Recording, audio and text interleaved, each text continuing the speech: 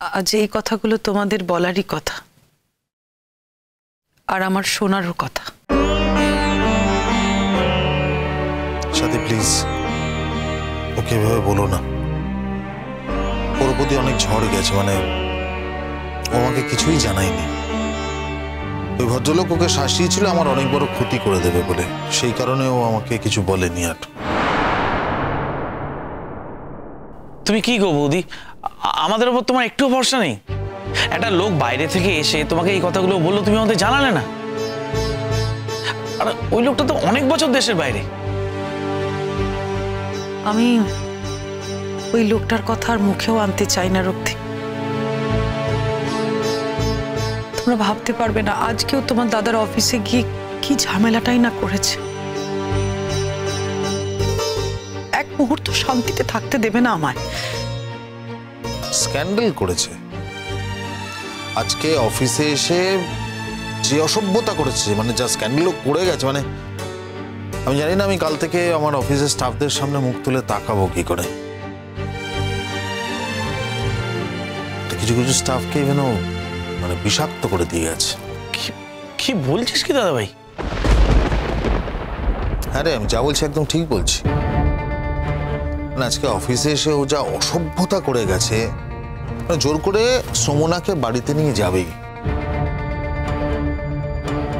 সোমনা যেতে চায়নি বলে যা নয় তাই বললো সোমনাকে। কিন্তু এটা তো মেনে নেওয়ার কোনো কারণ নেই। আমাদেরকে কিচ্ছু করার নেই দাদা ভাই। অবশ্যই আছে, কিছু করার নেই মানে কি আছে, এবং করবো। কাল থেকে এটা শুরু হবে। আমিও দেখতে চাই ওর কত জেদ আর কত ক্ষমতা আছে ওর। আসলে মুশকিল হচ্ছে সোমনা চায় না যে আমি সব ঝামেলার মধ্যে জড়াই। আমি ওকে বললাম যে দেখো, এভাবে মুখ ফুরিয়ে বাঁচা যাবে না। এক একদিন করে অফিসে আসবে, এক একটা করে কাণ্ড ঘটিয়ে যাবে, আর মেনে নেবো এটা এটা এটা হতে পারে না। কি আমার স্ক্যান্ডেল করছে তো আমার নামে, করুক। আমি ওর নামে স্ক্যান্ডেল করবো, ওদের ইনস্টিটিউটের নামে স্ক্যান্ডেল করবো। দেখি লড়াই যখন শুরু হয়েছে, তুই জানিস ভাই আমাকে, আমি এর শেষ দেখে ছাড়বো। এত বড় অসভ্য এই কদিন রেগুলার ওর গায়ে হাত দিয়েছে। মানে ও যে কি ডোমেস্টিক ভায়োলেন্স সহ্য করেছিল এতদিন, মানে তুই ভাবতে পারবি না।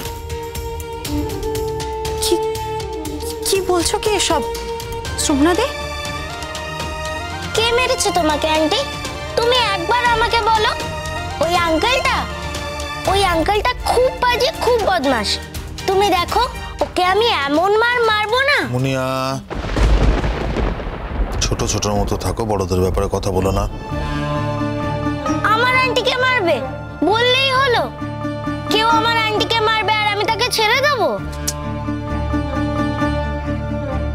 আচ্ছা ঠিক আছে মুনিয়া, এই তো এখন আমি তোমার কাছে চলে এসেছি, আর কেউ আমার কিচ্ছু করতে পারবে না। তুমি আর কোথাও যাবে না তো আন্টি? এই বাড়ি ছেড়ে আর কোথাও যাবে না তো? মুনিয়া, এখন কদিন আমাকে একটু যাতায়াত করতে হবে, হ্যাঁ, কিন্তু আমার যেদিন আসার হবে তোমাকে বলতে হবে না মুনিয়া, আমি ঠিক চলে আসবো। না বৌদি, তুমি এখন কোথায় থাকবে ঠিক করেছো? আপাতত শঙ্কর বাবা মা মানে মেজকা মেজমার বাড়িতেই থাকবো। কাল তো ওখানেই উঠেছিলাম, আজ তো আবার এখানে এসেছি, ওখানেই থাকবো কটা দিন। কেন সোমনাদি, তুমি আমাদের বাড়িতে এসে থাকতে পারো না? সে তো ওই লোকটার বাড়িতেই থাকা হলো, কিন্তু তুমি তো সেটা চাও না। আমি আর কি করব বলো, চট করে তো এইভাবে কোথাও বাড়িও পাবো না। না, দেখি কোথাও যদি পিজির ব্যবস্থা করা যায়। আমি ওকে বললাম যে কোনো পিজিতে যাওয়ার দরকার নেই, আমাদের বাড়িতে থাকুক, আমাদের কোনো অসুবিধা নেই। হ্যাঁ ঠিকই তো, আমাদের বাড়িতে থাকতে কি অসুবিধা? কারো কোনো অসুবিধা নেই। এখানে আমরা সবাই মিলে একসঙ্গে থাকি, তুমি নিশ্চিন্তে থাকতে পারো। আরে তুমি তো আর শুধু দাদাভাইয়ের সঙ্গে একা থাকতে যাচ্ছ না। রক্তিম, ওই লোকটাকে তোমরা কেউ জানো না, তোমাদেরকে উৎখান্ত করে ছাড়বে, নানাভাবে তোমাদেরকে অস্বস্তিতে ফেলার চেষ্টা করবে। তাছাড়া দেখো বাড়িতে মাসিমা মেসোমশাই রয়েছেন, ওনাদের তো বয়স হয়েছে। এই বয়সে এরকম একটা বিচ্ছিরি ঘটনার মধ্যে ওনাদেরকে পড়তে হোক, এটা তো আমি কখনো চাইবো না। সোনাদি, আমার শ্বশুর শাশুড়ি যথেষ্ট সেন্সিবল। তুমি নিশ্চয়ই এটুকু ফিল করেছো এতদিনে। হ্যাঁ ঠিকই তো। আর আমার বাবা মা তোমাকে যথেষ্ট ভালোবাসেন। দেখো, তোমার নিরাপত্তা বিঘ্নিত হবে এমন কোথাও নিশ্চয়ই ওনারা তোমাকে থাকতে দেবেন না। দেখো, তুমি যেখানে পিজিতে থাকবে সেখানে গিয়েও তো ওই লোকটা ঝামেলা করতে পারে।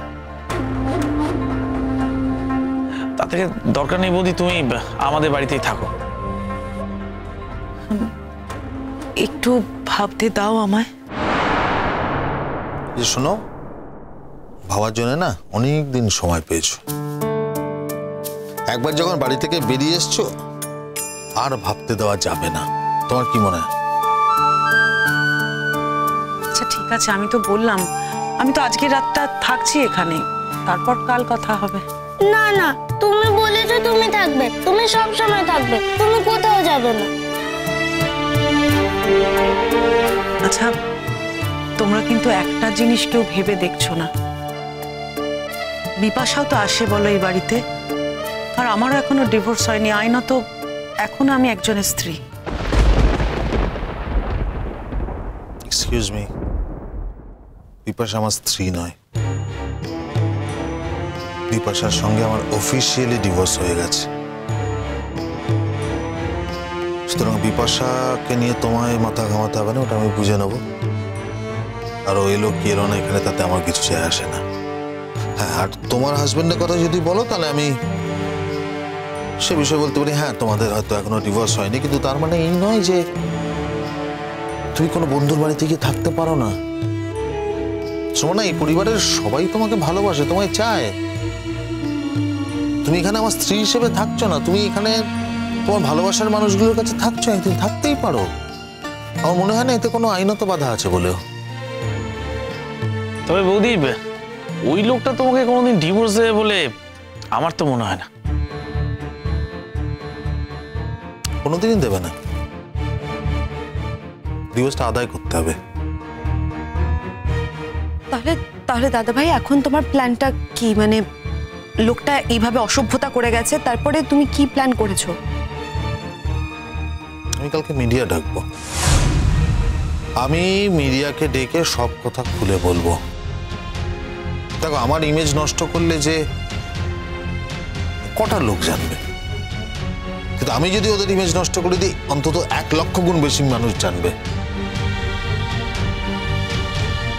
আর ও ভেবেছেটা কি নিজেকে, আমি তো এটাই বুঝতে পারছি না। দেখো, তোমাদের বলি যে আমি মাঝে শঙ্খ আছে, এটা এবার আর মানবো না। মানে আজকে আমার অফিসে এসে যে অসভ্যতাটা করে গেছে, আমি যদি ওর জবাব না দিই আমি ওকে আটকাতে পারবো না। তাহলে ও আজ এটা কাল ওটা পরশু সেটা করতেই থাকবে। তো এটা কোথাও একটা বন্ধ করতে হবে। আমার ইমেজ নষ্ট করছে, তো এবার ওর ইমেজ কিরকম নষ্ট করি সেটা দেখো। আমি বলছি তোমাকে পরাগ, তুমি এই সমস্ত ঝামেলার মধ্যে যেও না এখন। কেন? আচ্ছা, তুমি কি ভাবো বলো তো আমাকে, কি ভাবো তুমি? অদ্ভুত। মানে আমি এতটাও মানুষ। দেখো, তোমার গায়ে হাত পড়েছে, তোমাকে রাস্তায় স্টক করা হচ্ছে, তোমাকে দুদণ্ড শান্তিতে থাকতে দিচ্ছে না, আমার অফিস অব্দি পৌঁছে গেছে। এরপরও বলো যে আমি চুপ করে থাকবো। আমি চুপ করে থাকবো কেন? ওয়াই? আর ও তো শুধু তোমাকেই অ্যাটাক করেছে তা নয়, আমাকেও তো অ্যাটাক করেছে। আমার অফিস অব্দি পৌঁছে গেছে, আমার অফিস কলুষিত করেছে, আমার স্টাফদের কানে বিষ ঢেলে দিয়ে গেছে। না না না, শোনো, এরপরে যদি আমি চুপ করে থাকি তাহলে ও এটা প্রচার করতে শুরু করবে যে আমি দোষী, সেই কারণে আমি চুপ করে আছি। আমাকে ঘুরে দাঁড়াতেই হবে, এর জবাব আমায় দিতেই হবে। দাদা ভাই, আমি তোর সঙ্গে এই ব্যাপারে 100% একমত। কি করতে হবে তুই শুধু বলবি, আমরা পুরো ফ্যামিলি মিলে একসঙ্গে করব। দেখ, এই বিষয়ে তো বাবা মাকে টানতে পারবো না, কারণ ওনারা তো বিলো দ্য বেল্ট যাবেন না। যা করার আমাদেরই করতে হবে। সুতরাং কালকে অফিসে প্রেস ডাকবো, মানে সেখানে যা বলার বলবো। তারপর বেশ, তাই যদি হয় তাহলে আমার যা কিছু বলার আছে আমি সেখানে থেকেই বলবো পরাগ। আমি বরং বলবো যে তোমার কিছু বলার দরকার নেই। না না, ঘটনাটা তো আমাকে নিয়ে ঘটেছে, বলো। আমি না বললে তো বিশ্বাসযোগ্য হবে না।